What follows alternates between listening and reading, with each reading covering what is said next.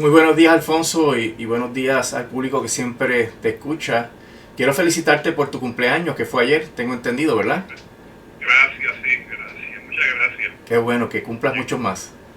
Llegamos al sexto piso, pero bueno, vamos con la agenda para la mañana de hoy. Ayer por voz de Irán Torres Montalo, el secretario de Asuntos Públicos de la Fortaleza, nos enteramos de que pues, el aumento de la tarifa viene para el pago de los pensionados, va a ser un cargo permanente. Y en algún momento se te soltó de que era que la Junta de Control Fiscal estaba insistiendo en que se hiciera ese aumento. A pesar de que la gobernadora había dicho que no iba a aceptar ese aumento, pues ahora resulta que la Junta puede más que la gobernadora.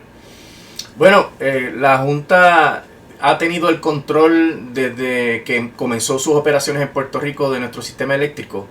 Y por eso quiero hacer una breve reseña de la intervención de la Junta en Puerto Rico. Cuando la Junta llega, ya aquí había una intención de establecer una política pública dirigida a el fomento de la energía renovable en el país. Esa política pública se cimentó en el año 2017 y la Junta ha tenido, a base de la ley promesa y de las decisiones de la jueza Taylor Swain, el poder de anular todas las decisiones que se hayan tomado, que se aparten de esa política pública de la energía renovable. Y cuando hablamos de la energía renovable, hemos mencionado aquí que principalmente es romper con la dependencia con los combustibles fósiles, que son los que están sujetos a las lógicas de mercado internacional, que suben y bajan a su arbitrio sin que nosotros tengamos nada que decir y que por ende nos someten a aumentos periódicos que realmente no nos ayudan en nuestra economía. Y por otro lado, el tema climático, ¿verdad? Que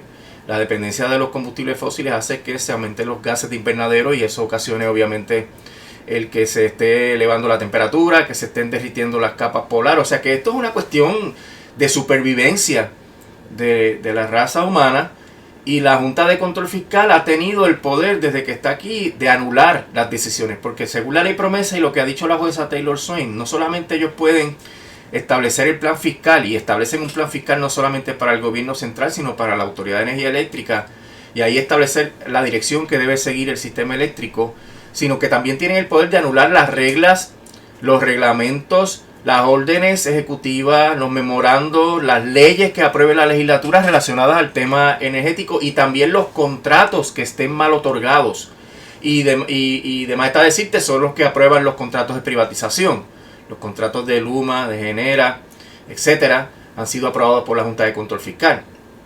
Y a la luz de la historia y el seguimiento que le hemos dado aquí, cada año, después de las privatizaciones, el sistema eléctrico está peor, a pesar de los millones de dólares que están disponibles para la reconstrucción del sistema. Y cada año tú ves que las métricas son peores que el año anterior. Entonces, si tú vas sumando el primer año que estuvo Luma, después vino Genera posteriormente, ¿verdad? Pero cada vez las métricas de Luma son peores, pues el servicio está mucho peor de lo que era cuando estaba la Autoridad de Energía Eléctrica.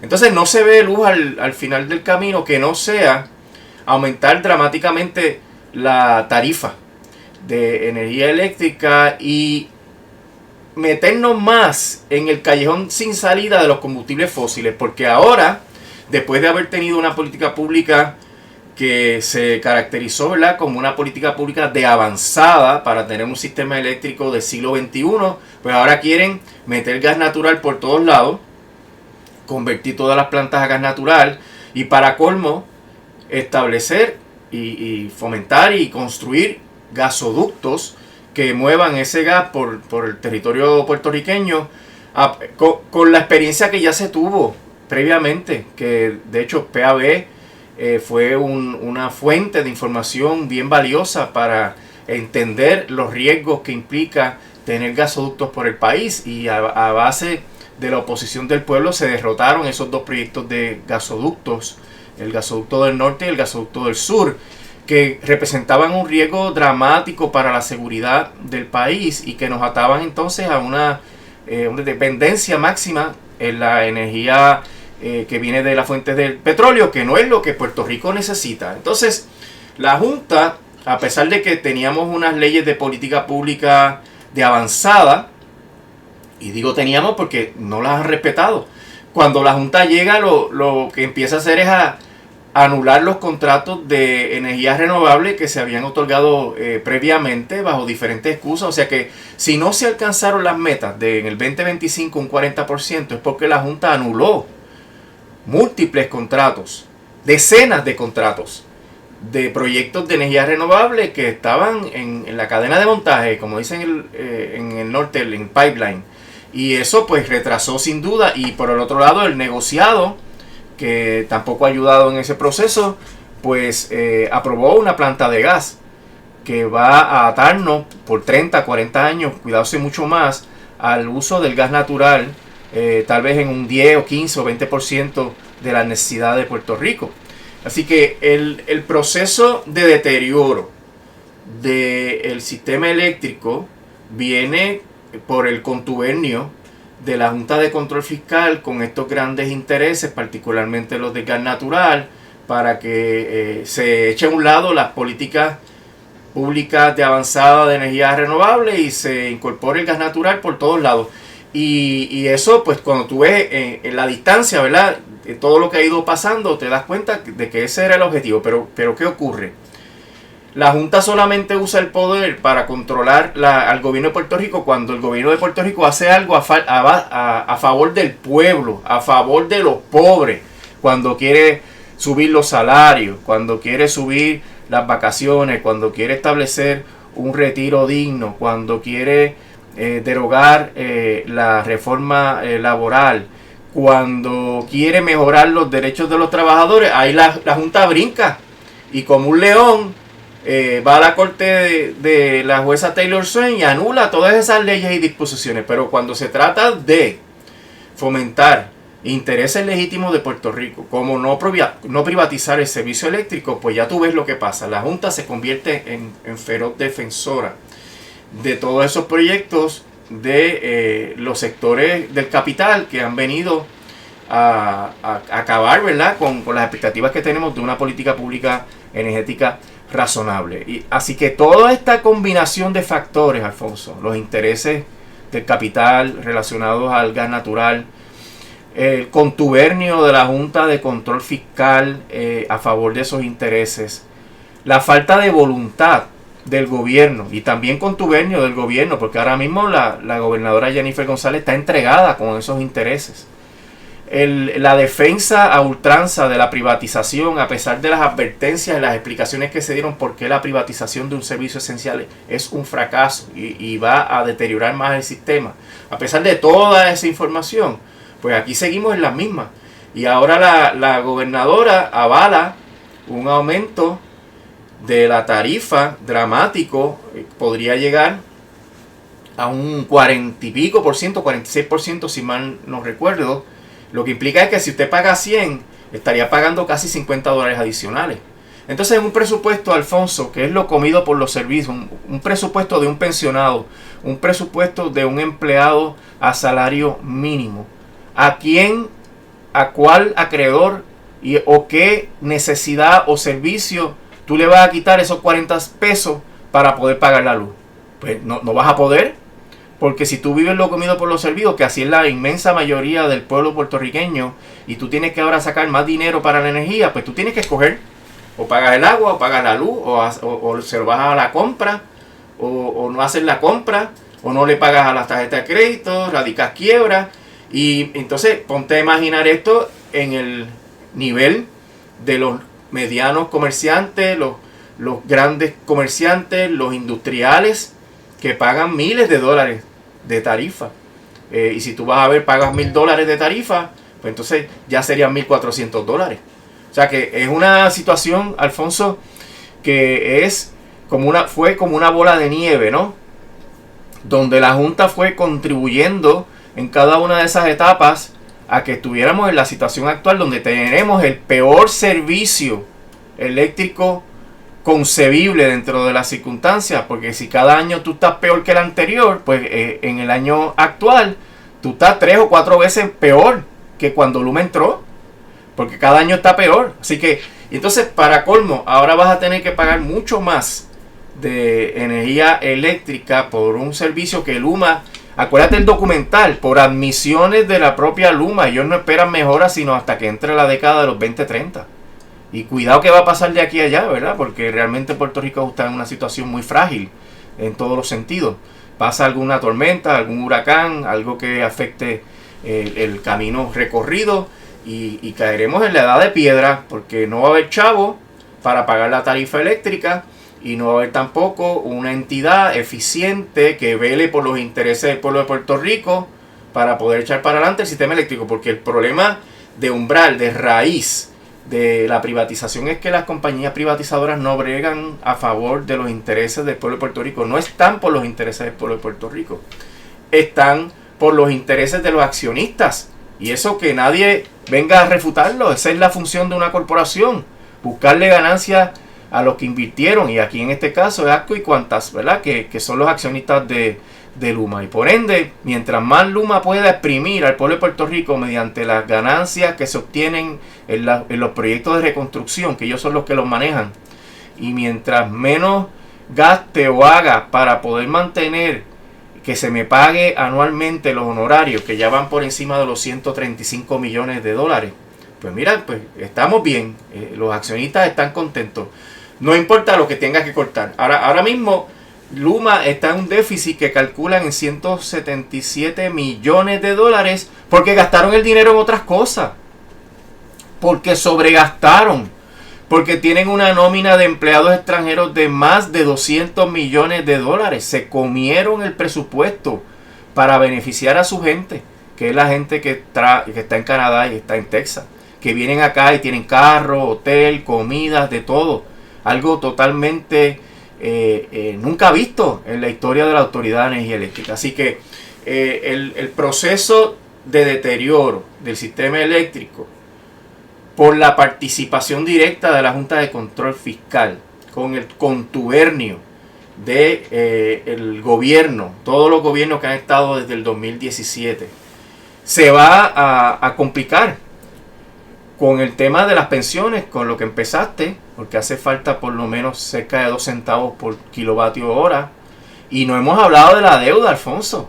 Estos son los aumentos para que Luma pueda manejar sus necesidades económicas dentro del contrato de transmisión y distribución, igual genera, igual la Autoridad de Energía Eléctrica, pero no hemos hablado de la deuda, que la deuda, ahora mismo hay una controversia en el tribunal, en donde si los bonistas ganan, aunque sea parcialmente, el gobierno se va a tener que buscar cientos, si no miles de millones de dólares que tienen que pagar antes de poder confirmar cualquier plan de ajuste de la deuda.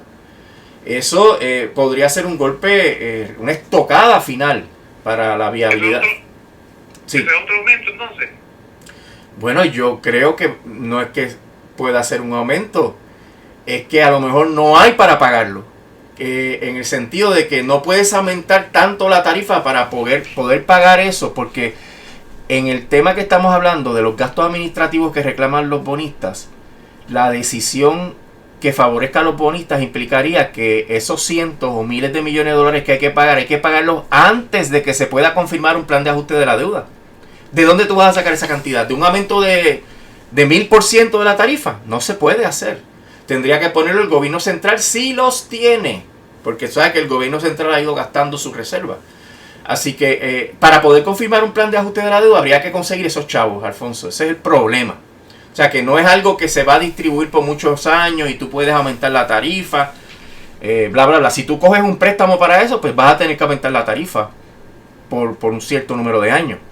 Pero la situación se podría complicar y eso es aparte del aumento que tendría que haber para cumplir con el plan de ajuste de la deuda, que aunque la Junta dice que no va a aumentar la tarifa para poder cumplir con el plan de ajuste de la deuda, eso a mi juicio es falso.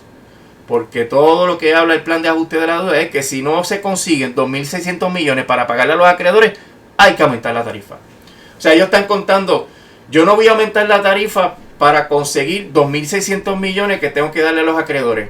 Pero si los 2.600 millones no aparecen, pues entonces tengo que aumentar la tarifa. Fíjate qué razonamiento, cómo engañan al pueblo. No te voy a aumentar la tarifa, yo soy bueno, yo voy a hacerlo todo bien. Pero no, en los documentos lo que dicen es otra cosa.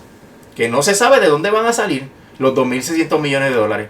Y dentro de ese contexto, la única fuente de ingresos que tiene la Autoridad de Energía Eléctrica es la tarifa. No tiene ninguna otra magia, ni tiene dinero que nace en los palos de China. Así que esto va a ir complicándose. Es cierto que el negociado no tiene que aprobar todo lo que pide Luma, pero es una situación de un riesgo significativo que si ellos piden 40% de aumento y le dan 20%, pues ya tú tienes como quiera un aumento dramático a la tarifa.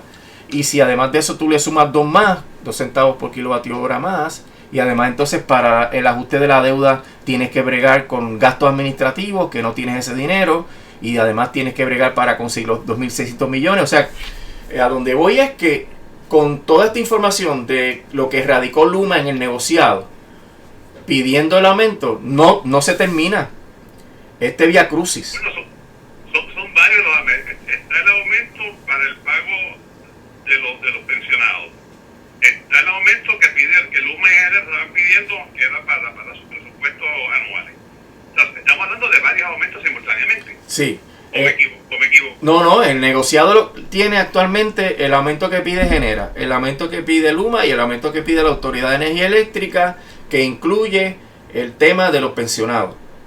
Pero además de eso, podría haber una necesidad de dinero adicional para pagarle a los bonistas, que son los que están pidiendo que se les pague 3.000 millones de dólares por gastos administrativos, porque durante el periodo de la quiebra la autoridad tuvo ingresos netos que no se los pagaron a los bonistas. Eso es una cosa. Y la otra es el plan de ajuste de la deuda, que la Junta dice que hay que conseguir 2.600 millones más. ¿Dónde se van a conseguir los 2.600 millones? Pues yo creo que van a tener que aumentar la tarifa también, aunque te hayan dicho que no. Así que el panorama por los próximos años, porque toma nota, el negociado puede poner la tarifa, pero se puede apelar al Tribunal de Apelaciones de Puerto Rico, se puede ir al Tribunal Supremo de Puerto Rico, igual en todos los temas que la jueza Taylor Swain va a ir manejando, se puede ir al Tribunal de Circuito de Apelaciones en Boston, se puede ir al Tribunal Supremo. O sea que esto es una larga trayectoria que nos espera, y mientras todo eso se esté ventilando, ¿sabes quién se sigue beneficiando de los fondos públicos y de lo que nosotros pagamos en contribuciones? Pues la Junta de Control Fiscal, Robert Mujica y toda la gente que trabaja ahí, que vive de explotar la oportunidad que tienen de tener una Junta de Control Fiscal que controla todos los aspectos de la vida diaria de los puertorriqueños. Y por eso esas fantasías de que tenemos el primer presupuesto balanceado, pues mira, eso es algo que demuestra una desconexión total sobre cómo es que funciona la práctica de la ley promesa, o una maldad terrible de estar tratando de engañar a la gente con fines políticos partidistas de que ya mismo se va a la Junta de Control Fiscal. Ninguna de las dos cosas, Alfonso, no se va, porque no se han cumplido las condiciones de la propia ley, y segundo, porque el trámite que queda pendiente requiere que la Junta de Control Fiscal lo maneje. Todo lo que está frente a la corte de la jueza Taylor Swain, la Junta de Control Fiscal tiene que manejarlo. Y eso porque la ley lo dice. Si la ley se deroga, si la ley se enmienda para sacar a la Junta, tremendo, excelente. Pero mientras la ley esté como está, todo lo que hace la Junta de Control Fiscal en los casos de título 3 requiere la permanencia de esa Junta, y por ende estaremos hasta que terminen.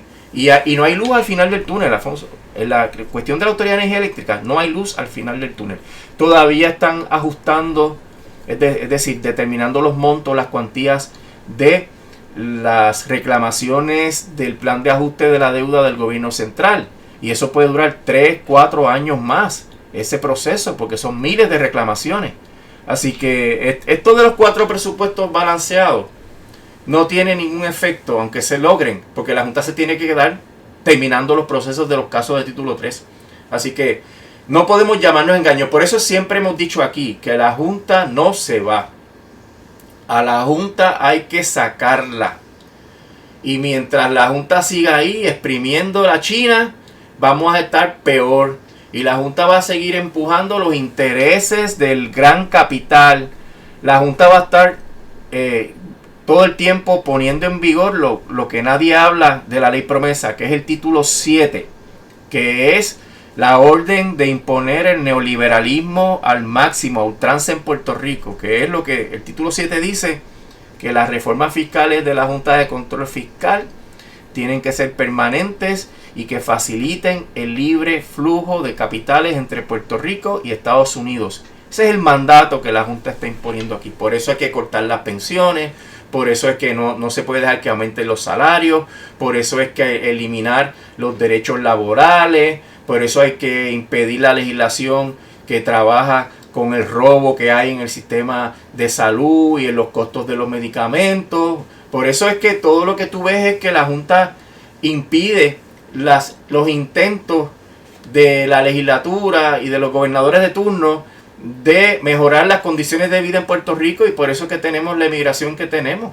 O sea, por eso es que aquí se extiende la ley 60. ¿Tú has escuchado a la Junta de Control Fiscal diciendo, mira, no, esa ley reduce los recaudos del gobierno de Puerto Rico? No, ellos están para defender esos intereses.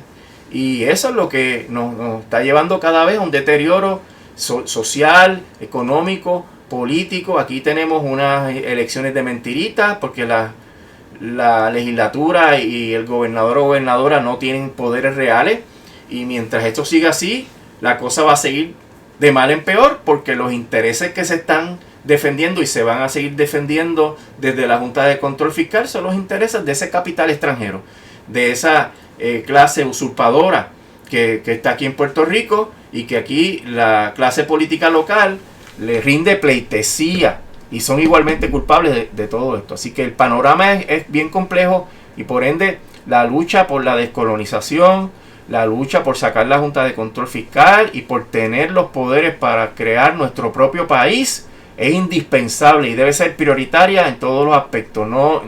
Esto no es cuestión de tener mejor gobierno si no tienes los poderes. Aquí tú tienes que resolver el coloniaje para que entonces tengas los poderes y poder hacer las cosas que corresponde hacer en este país. Brevemente, se espera que posiblemente haya una vista pública en la Comisión de Recursos de la Cámara que dirige Bruce Westerman para hablar del sistema de la Junta de Control Fiscal. Y se dice de que posiblemente vaya figura del gobierno a pedir la salida de la Junta. ¿Hay alguna probabilidad, no? Posibilidad? ¿Cuál es la fuerza política que tienen los líderes del gobierno de Puerto Rico para poder sacar la Junta de Control Fiscal? Cero. Ninguna. Eso tiene que ser una acción concertada con el pueblo de Puerto Rico y una acción de un frente común para resolver el problema del coloniaje, que no es la Junta de Control Fiscal. ¿Qué? ¿Vamos a caer entonces en el Estado Libre Asociado colonial? Eso no es ningún avance. Es lo mismo. Así que ellos pueden ir allá y pataletear y va a ser una cosa para las gradas, ¿no? Pero el poder político para cambiar la situación del país requiere una concertación nacional para que Estados Unidos tenga que atender el problema. Ir allá a chismear o a quejarse no va a traer nada. Licenciado, muchísimas gracias. Que tenga un bonito día. Cómo no, Alfonso, que esté bien. Hasta luego.